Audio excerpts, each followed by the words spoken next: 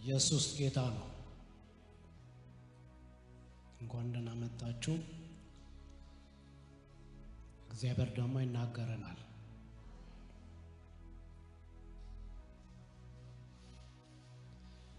እኔም ደግሞ ሁሌ የእግዚአብሔርን ቃል ስናገር ደስ ነው የሚለኝ። ለምንድነው? ሕይወት ያለበት ነገር ነው። በቃ የሚሰራ ነው አለ። የእግዚአብሔር ቃል ሕያው ነው አለ። የሚሰራ ነው፣ በስራ ላይ ነው፣ ሕያው ነው በቃ። ስለዚህ እኛ ደግሞ ወደ እግዚአብሔር ቃል ስንጠጋ አብረን ሕያው እንሆናለን። የሚጭር ነገር አለ፣ የሚያነቃቃ ነገር አለ፣ ኢነርጂ የሚጨምር ነገር አለ። ኢየሱስ ጌታ ነው።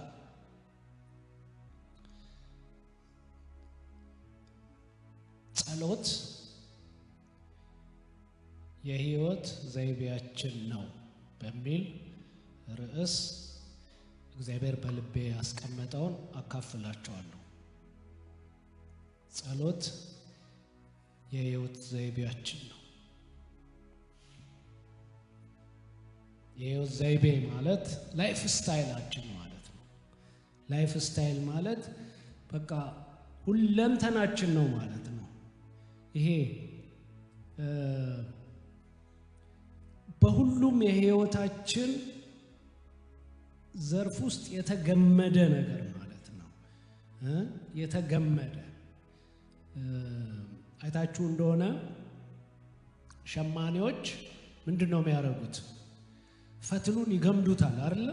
በቃ ወደ ላይም ወደ ታችም ይገመዳል። በቃ ይገመድና የቱ ጋር ነው ክሩ የሚለውን አታዩትም። በቃ ልብሱን ነው የምታዩት። ለምን? ተገምዷል፣ እርስ በርሱ ተያይዟል። እና በተመሳሳይ መልኩ ጸሎት የሕይወት ዘይቤያችን ነው ማለት በቃ እንትን አይደለም። የሆነ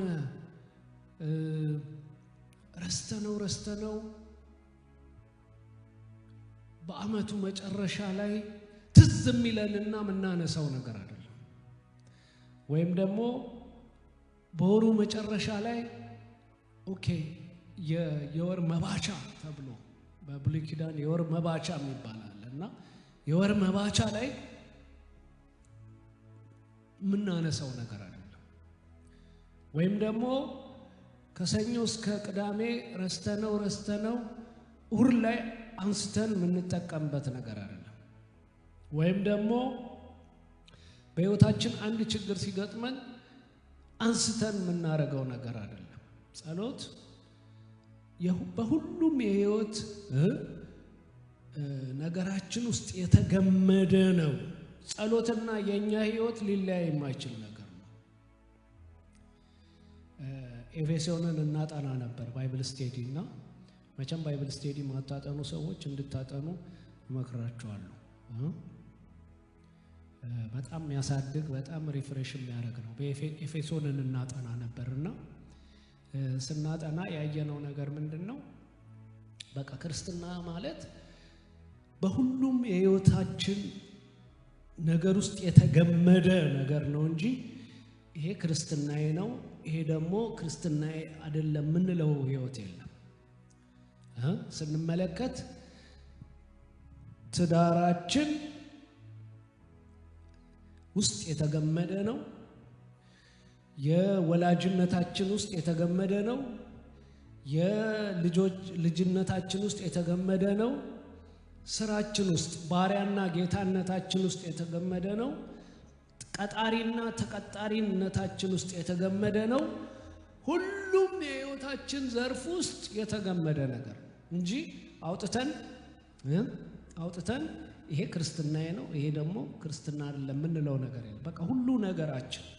በተመሳሳይ መልኩ ደግሞ ጸሎት ደግሞ ሁሉ ነገራችን ውስጥ የተገመደ ነገር ነው ማለት ላይፍ ስታይል ነው። በቃ ከጧት እስከ ማታ በእያንዳንዱ ነገራችን ውስጥ የተገመደ ነው። ለምን? ጸሎት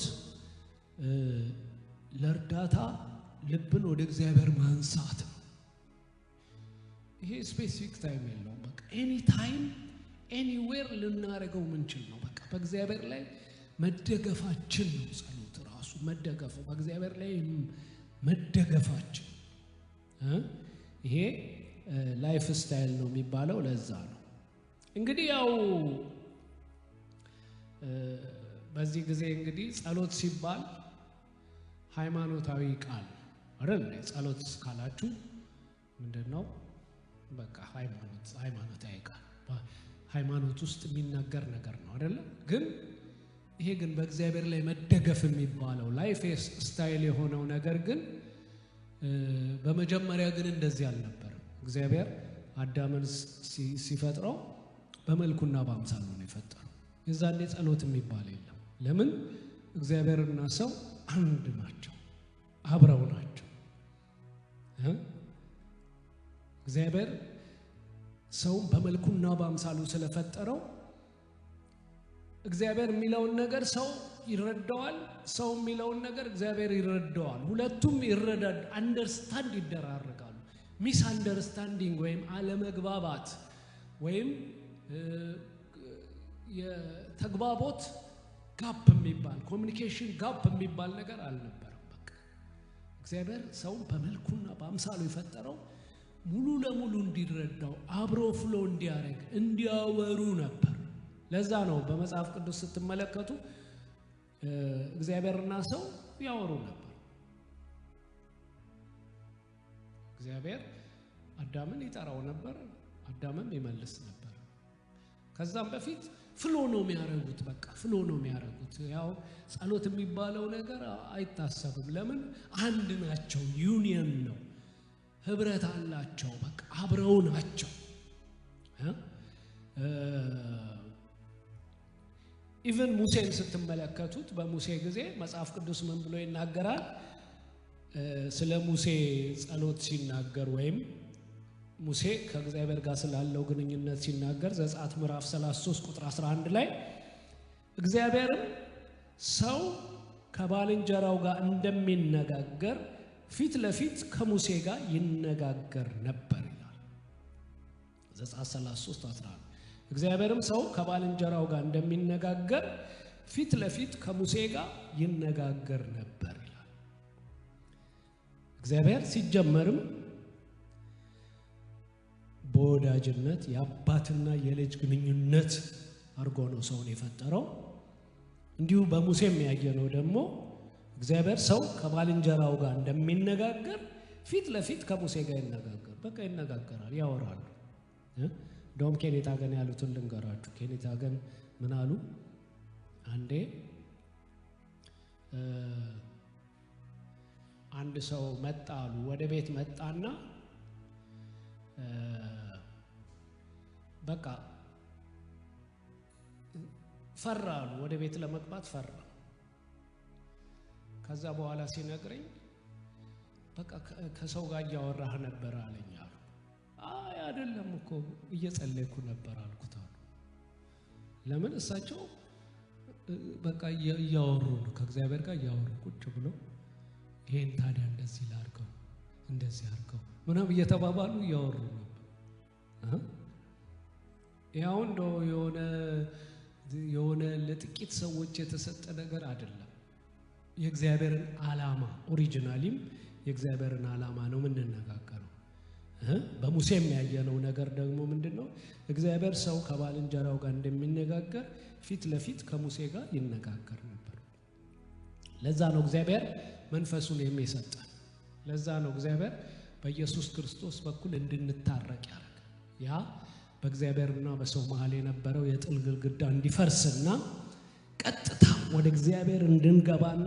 እግዚአብሔርን እንደ አባት እንድናናገረው ወደ እግዚአብሔር ገብተን ጉዳያችንን እንድናስፈጽም እግዚአብሔር ያደረገው በዚህ ምክንያት ነው ስለዛ ነው ዕብራውያን ምዕራፍ 10 ከቁጥር 19 እስከ 20 ምን ብሎ ይናገራል እንግዲህ ወንድሞች ሆይ በመረቀልን በአዲስና በያው መንገድ ወደ ቅድስት በኢየሱስ ደም በመጋረጃው ማለትም በስጋው በኩል እንድንገባ ድፍረት አለን ብሎ መጽሐፍ ቅዱስ ይናገራል ወደ እግዚአብሔር እንገባለን ድፍረት አለን ከእግዚአብሔር ጋር መነጋገር እንችላለን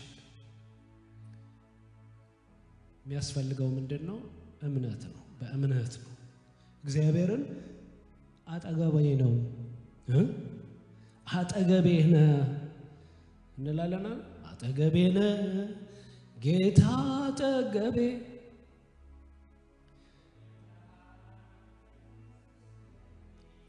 በቃ ተዋህደናል እያለ እኮ ነው። እንደዚህ እግዚአብሔር ሲባል የሆነ ቦታ ያለ በቃ አንዳንድ አባባሎችም እኮ በጣም ደስ የማይሉ መጽሐፍ ቅዱሳዊ ያልሆኑ አባባሎች አሉ። ምን የሚላለ ይሄ ጸሎት ከጣራ አያልፍም ይላል። ጣራ ጋር ምን መሄድ ያስፈልገዋል? ምን ማለት ሲጀመር ጣራ ጋር መሄድ ምን ያስፈልገዋል? እግዚአብሔር ከስትንፋሳችን ይልቅ ምንድነው ቅርብ ነው ይላል። በዚህ ነው መጸለይ ያለብን። በዚህ እምነት ብቻ ነው የሚያስፈልገው። እግዚአብሔርን የሚያቀርበው እምነት ነው። ማየታችን ይሄን እውነታ ማየታችን በክርስቶስ ኢየሱስ የተሰራልንን ነገር ማየታችን እግዚአብሔርና ሰው ታርቀዋል። እግዚአብሔር ደስተኛ ነው። በእናንተ ደስተኛ ነው። እግዚአብሔር ደስ የማይለው ነገር ካለ ይነግራቸዋል። ማንንም አይፈራም። ግን ባይ ዲፎልት ግን እግዚአብሔር ካልነገራችሁ ይሄን አስተካክል ካላላችሁ እግዚአብሔር ደስተኛ ነው። ደስተኛ እግዚአብሔር ደስ ይለዋል በእኔ ማለት አለባችሁ። ካልነገረኝ በስተቀር ይሄን አስተካክል ካላለኝ እውነት ነው የምሳሳተው ነገር ሊኖር ይችላል። ግን ካልነገረኝ በስተቀር ባይ ዲፎልት ምንድነው ብዬ ነው ማምነው እግዚአብሔር ደስተኛ ነው። ለምንድን ነው? እኔን ሲያይ ክርስቶስን ነው የሚያይ። በክርስቶስ ነው የሚያይ።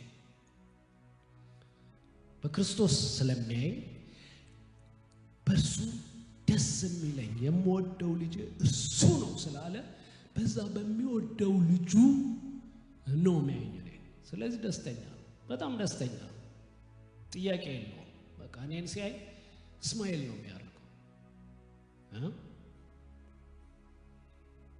ስለዛ ነው ዕብራውያን ምዕራፍ 4 ቁጥር 16 ላይ እንግዲህ ምሕረትን እንድንቀበል በሚያስፈልገንም ጊዜ የሚረዳንን ጸጋ እንድናገኝ ወደ ጸጋው ዙፋን በእምነት እንቅረብ ይላል።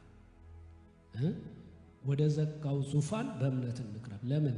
ዙፋን አለ እዚህ ጋር ብለን ማመን አለብን ማለት ነው።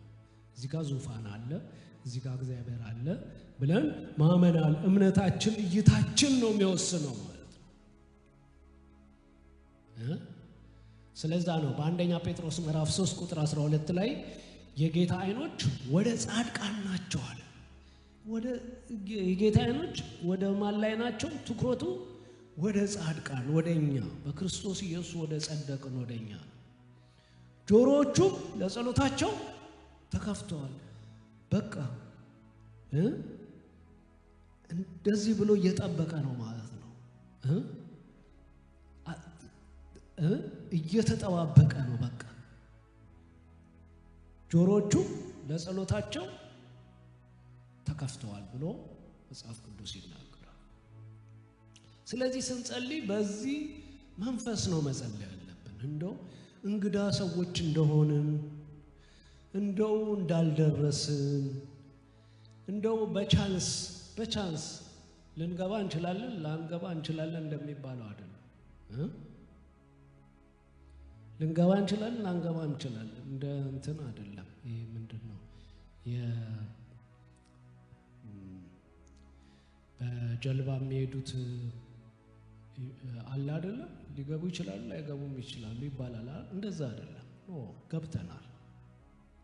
በእግዚአብሔር ፊት ነው ያለነው። እግዚአብሔር አባታችን ነው። በእኛ ደስ ይለዋል። በቃ ድምፃችንን መስማት ይፈልጋል። ጸሎታችንን መስማት ይፈልጋል። ኢየሱስ ክርስቶስ በምድር ላይ በመጣ ጊዜ ጸልዩ፣ አንኳኩ፣ ለምኑ እያለ በቃ ሲጮህ ነው አገልግሎቱን ጨርሶ ሄደው። ለምን? ተከፍቷል መንገዱ። በቃ ተማመን ነው። ኢየሱስ ጌታ ነው። በቃ እንትን ነው ወገግ ያለ ነው። ተከፍቷል። በሩ ተከፍቷል። በደንብ ተከፍቷል። በቃ በመጋረጃው በኩል በእግዚአብሔርና በሰው መሃል የነበረውን ነገር መጋረጃውን ምን አደረገው? ተቀደደ በቃ ኢየሱስ መስዋዕት ሲሆን ከላይ ጀምሮ ተቀደደ። ስለዚህ አሁን ኦኬ ይሄ ቅዱሳን ነው ይሄ ቅዱሰ ቅዱሳን ነው የሚባል የለም። ቅዱሰ ቅዱሳኑ ውስጥ ነው ያለው እግዚአብሔር ያለበት ውስጥ ነው ያለው። ብዙ ጊዜ በብሉይ ኪዳን አስተሳሰብ ስለምናስብ ነው ቆይ አሁን እዚህ ጋር ነኝ ወደ ውስጠኛው ልግባ እንላለን። ኖ ገብታችኋል አለ ዕብራውያን ላይ እንደዛ ነው የሚለው። ዕብራውያን ምዕራፍ 12 ላይ እንደዚህ ብሎ ነው የሚናገረው ከቁጥር 22 እስከ ቁጥር 24 ዕብራውያን ምዕራፍ 12 ከቁጥር 22 እስከ 24 ነገር ግን ወደ ጽዮን ተራራና ወደ ያው እግዚአብሔር ከተማ ምንድነው የሚለው ደርሳችኋል you have arrived ማለት ነው። ወደ ሰማይቱ ኢየሩሳሌም በደስታም ወደ ተሰበሰቡት ወደ አላፋት መላእክት ደርሳችኋል። በሰማያት ወደ ታጻፉ ወደ በኩራት ማህበር ደርሳችኋል። የሁሉም ዳኛ ወደሚሆን ወደ እግዚአብሔር ደርሳችኋል። ፍጹማን ወደ ሆኑት ወደ ጻድቃን መንፈሶች ደርሳችኋል። የአዲስ ኪዳን መካከለኛ ወደሚሆን ወደ ኢየሱስ ደርሳችኋል። ከአቤልም ደም ይልቅ የሚሻለውን ወደሚናገር ወደ መርጨት ደም ደርሳችኋል አለ። ደርሰናል። በቃ እግዚአብሔር ሩቅ አይደለም፣ አጠገባችን ነው። በቃ ከስትንፋሳችን ይልቅ ቅርብ ነው ማለት በቃ እንዴት ነው? ከስትንፋሳችን ይልቅ የቀረበ ነገር ስለሌለ በምሳሌያዊ ነገር እየነገር ነው እንጂ ውስጣችን ነው። እኛ ራሱ የሱ ማደሪያዎች ነን፣ የሱ ቤቶች ነን፣ ራሱ ቤተ መቅደሶች ነን። በእኛ ነው የሚያድረው፣ በቃ እኛ ውስጥ ነው የሚያድረው። ስለዚህ ስንጸልይ በዚህ መንፈስ መጸለይ አለብን። ጸሎት ላይፍ ስታይል ነው። በቃ ላይፍ ስታይል ነው። የሆነ ኢቬንት አይደለም። የሆነ ቀጠሮ ተይዞለት የምናረገው ነገር አይደለም። እውነት ነው። የህብረት ጸሎት ቀጠሮ ይዘን ልናረገው እንችላለን። እኛ በስጋ ውስጥ የተወሰንን ስለሆነን መሰብሰብ ስላለብን ሰዓቱን ልንወስን እንችላለን። ጸሎት ግን ጀነራሊ ግን በቃ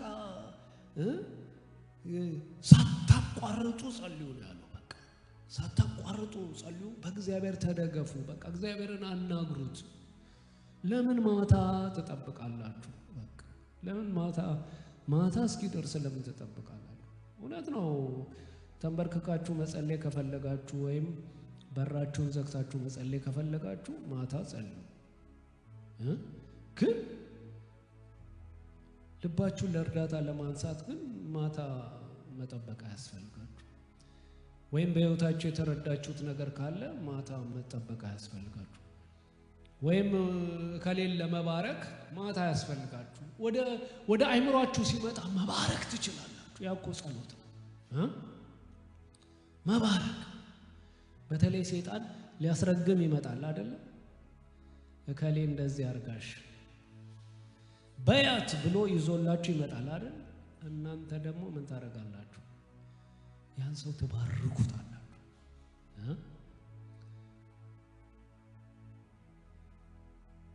በበለዓም ሊያስረግም እስራኤላውያንን ይዞ መጣ አይደል? እግዚአብሔር ደግሞ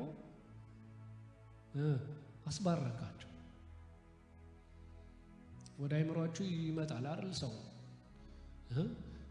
እከሌ እንዴት እንደዚህ ያርጋችኋል? እንደዚህ ያርጋችሁለት እንደዚህ ያርጋችሁ ይዞ ሲመጣ መባረክ። ኬኔታ ግን ያሉትን ልንገራችሁ። ምን አሉ? አንድ ሰውኛ ቸርች መጣ አሉ ሊያገለግልና አገለገለና ግን በጣም የሚቃወመኝ ነው አሉ። መቼም ፍቅራቸው እኮ ይገርማል። እስታችሁ በጣም የሚቃወመኝ በቃ በውሸት ስሜን የሚያጠፋ ሰው ነው አሉ። እና ቸርች መጣና ከዛ አገልግሎት ሲጨርስ አሉ የፍቅር ስጦታ ልንሰጠው ስንል እንዴ እንደዚህ ስምህን አጥፍቶ እንደዚህ ባንተ ላይ የተናገረ አትስተዋለኝ አሉ። ማን እንዳለኝ ያወቁት ሰይጣን መሆኑን ያወቁት ሰይጣን መሆኑን አወቁት አሉ። ከዛ ምን አልኩት አሉ ሰይጣን ያው ዝም ማትል ከሆነ ደብል አርጌ ነው ልሰጠው አልኩት አሉ። ከዛ በኋላ ተመልሶ አልተናገረኝም አሉ። ምክንያቱም አገልጋይ ደብል እንዲባረክ ስለማይፈልግ ሊያስረግም እኮ ነው የመጣው አይደለ? ሊያስረግም ሲመጣ እሳቸው ምን አረጉ? አዞሩና ጅራፉን ራሱን እንዲገርፍ በቃ ሰው ወደ አይምሮአችሁ ሲመጣ ምን አርጉ? ባርኩት፣ ልቀቁበት። በቃ ግን ያመጣው ምን ሊያረግ ነው? ሊያስረግም ነው አይደለ? በቃ ይባረክ፣ በቃ ይከናወንለት። ያ ማለት የሰራው ነገር ትክክል ነው ማለት አይደለም። ትክክልም ቢሆን ባይሆንም ግን እናንተ ግን ባርኩ አለ። አትርገሙ አለ አይደለ? ጴጥሮስ ላይ እኮ ያለው እንደዛ ነው። አትርገሙ ባርኩ እንጂ አለና በረከትን ለመውረስ እዚህ ተጠርታችኋል አለ። በቃ a part of a blessing ነው የምትሆኑት። በቃ የአንድ ሰው መጎዳት የአንድ ሰው ችግር ፓርት አትሆኑ ማለት ነው። ስትባርኩት የአንድ ሰው መፍትሄ ስትባርኩት በቃ እግዚአብሔር ነገር ያርፍበታል። በቃ የተሻለ ሰው ይሆናል። በቃ የሰይጣን መጠቀሚያ እንዳይሆን ነው የምትባርኩት። ትገለብጡታላችሁ። ሰይጣን ሊያስረግም ሲመጣ እናንተ ደግሞ ትባርካላችሁ። በቃ ይመጣል እኮ ፍሮም ታይም ቱ ታይም ብቅ ይልና ያው እንዳትረሳለት ከሌን ሲላ አረሳም በሉትና እንደውም እባርከዋለሁ። እሱ ግን ሊያስረግም ነው አይደል የመጣው? አረሳም እንደውም እባርከዋለሁ። በቃ ጊዜ ወሰዱና ልቀቁበት፣ ባርኩት። በቃ እግዚአብሔር ይባርከው። በቃ ይልቀቀው። እግዚአብሔር በማስተዋል ይባርከው፣ በፍቅር ይባርከው፣ በእምነት ይባርከው፣ ይከናወንለት፣ በቃ ይሳካለት፣ እግዚአብሔር ከፍ ያርገው ብላችሁ ልቀቁበት። በቃ ለምን እናንተ ሁሌ የበረከት ምንጮች ነው መሆን ያለባችሁ። ፓርት ኦፍ ኤ ፕሮብሌም መሆን ያለባችሁ። የፓርት ኦፍ ኤ ሶሉሽን፣ ፓርት ኦፍ ኤ ብሌሲንግ ነው መሆን፣ ፓርት ኦፍ ኤ ከርስ መሆን ያለባችሁ።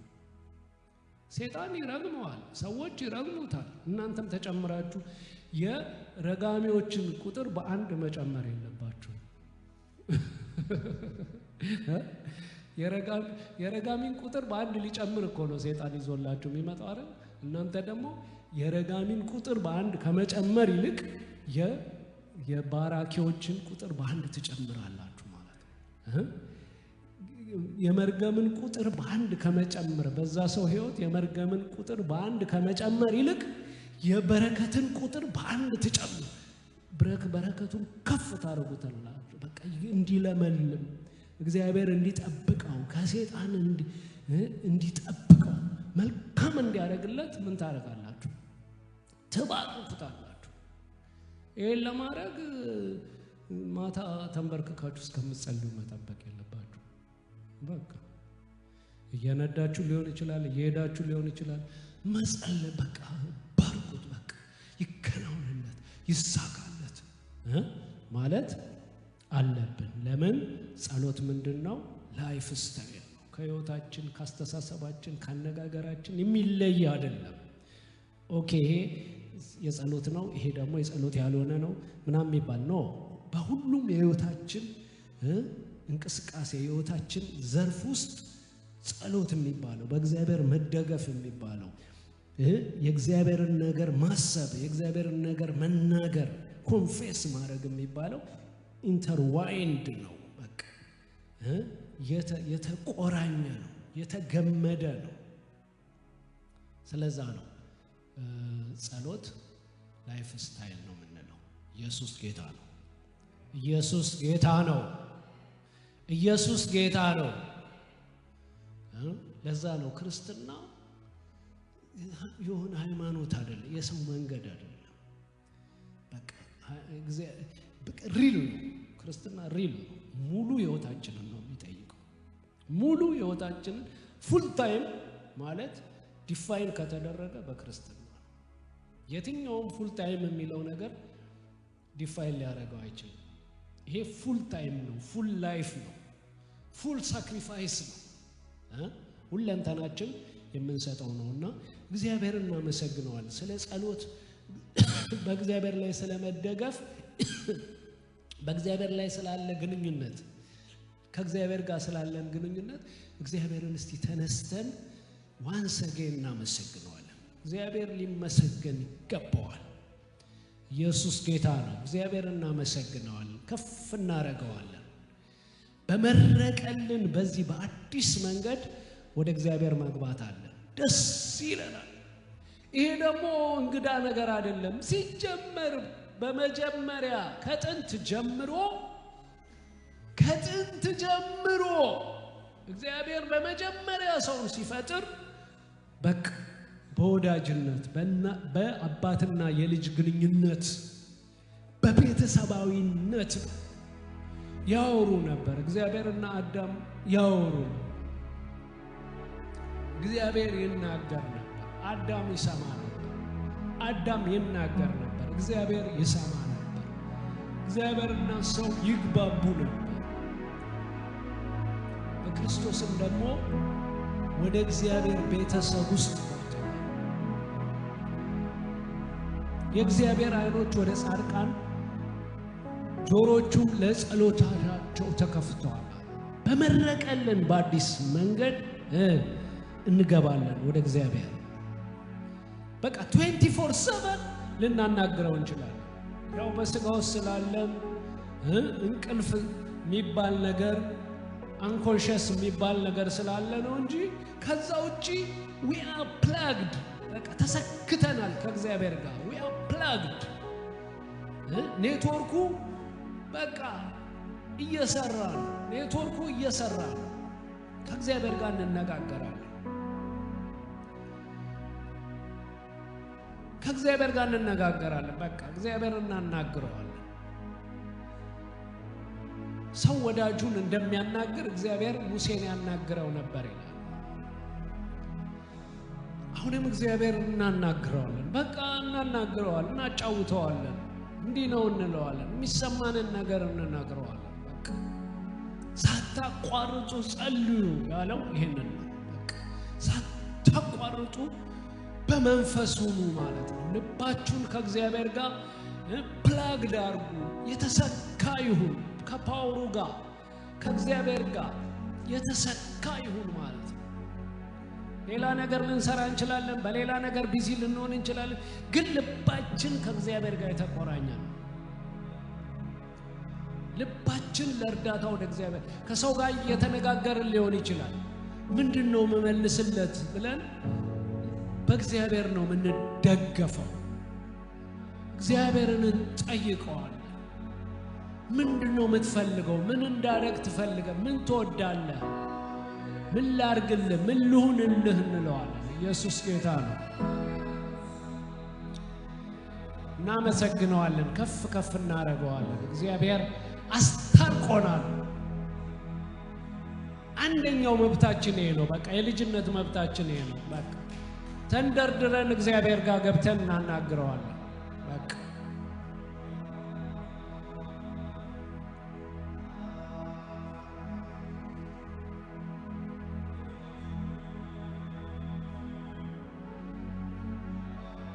ባራክ ኦባማ የአሜሪካ ፕሬዝዳንት ሊሆን ይችላል ለልጁ ግን የአሜሪካ ፕሬዝዳንት አይደለም